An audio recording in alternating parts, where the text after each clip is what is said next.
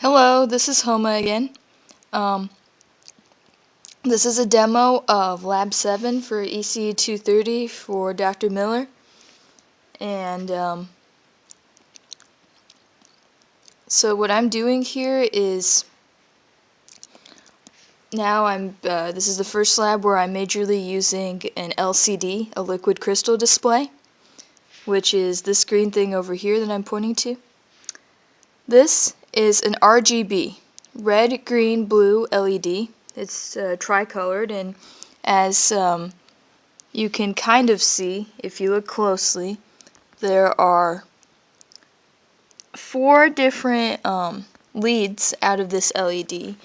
So the LED must be grounded, which is this is connected to one of the leads that's designated for ground. The other 3 leads coming from the LED each represent a single color of the red, green, blue combination, and when these colors combine in an additive pattern, which you can look up on the internet, there's some color triangles based off of red, green, and blue. You combine them and you get different colors. So that's what I did in my program. And so you will see this this LED flashing through 10 different colors, and at the same time that that's happening, at the exact same time the color is changing, the name of the color is being displayed on this LCD and changing with the color change on the LED. And at the same time that those 2 things are happening, there's a clock that is ticking.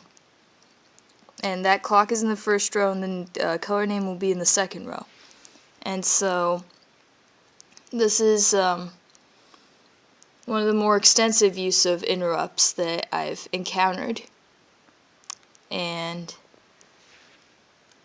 in order to make the timing more exact, I'm using this crystal oscillator here and basically matching it with the internal oscillator, and these capacitors are being used to ensure the proper function of the crystal oscillator. And as always, there are resistors connected to the LEDs in order to make sure that the LED does not burn out, because in this case there are 3, because it's basically 3 LEDs in one. The push button isn't really being used in this case, although in theory you could use it to reset this LCD. And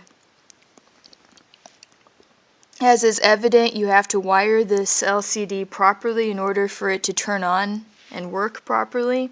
Otherwise, as I've discovered through experience, you can burn. Well, the LCD will basically light up, and you'll think that it's about to burn out or smoke, and it'll start to give a strange odor, shall we say.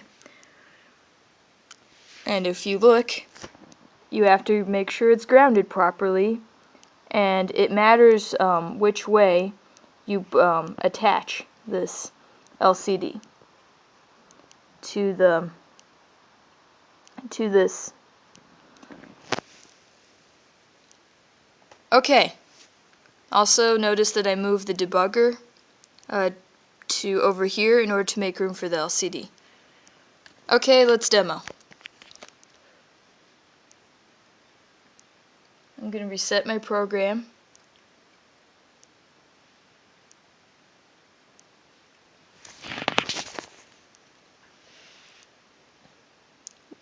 And so now I'm going to show you the clock first.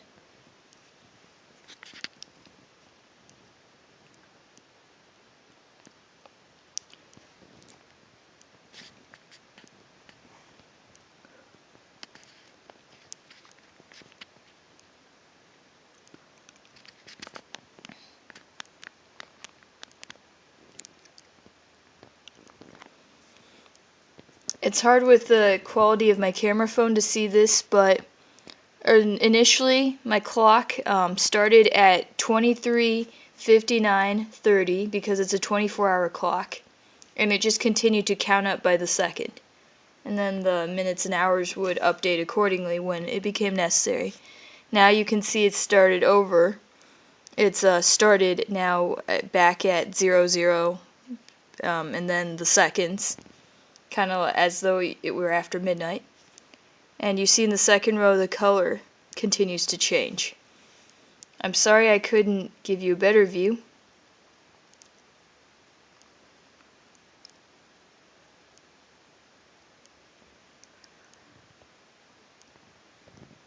So now let's show it. Clear, red, green, blue, yellow,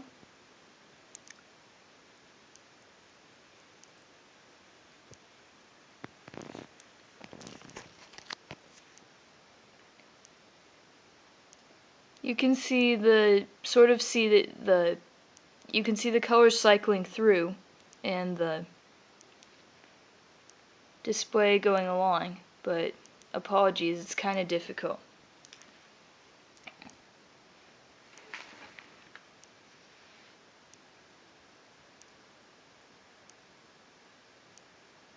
I'll name the colors it's supposed to be. Clear, red, green, blue, yellow, violet, pink, white,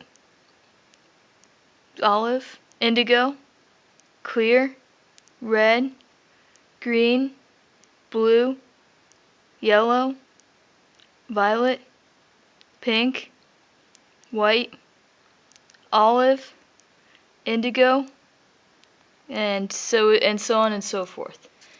10 unique colors. I supposedly could have made more unique colors, but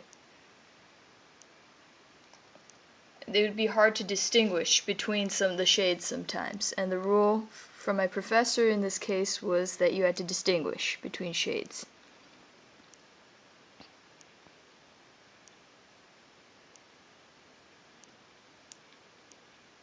Also, it's interesting that from the cell phone you may be able to see in some cases a greater contrast between certain colors as it cycles through than if you were looking at this circuit not looking at it through the camera lens. If you were just looking at it with the naked eye versus the camera, there's a huge difference, as I can see right now.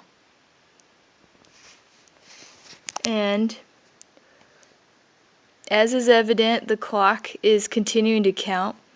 One of the glitches I wish I could have fixed in this lab was to not have this first row, this clock, fade away every time it refreshed. The reason it's doing that is because I'm having the LCD display clear every time the color name changes. Otherwise, some strange characters will display after each color name, or the color name will not spell correctly. And I was trying to avoid that.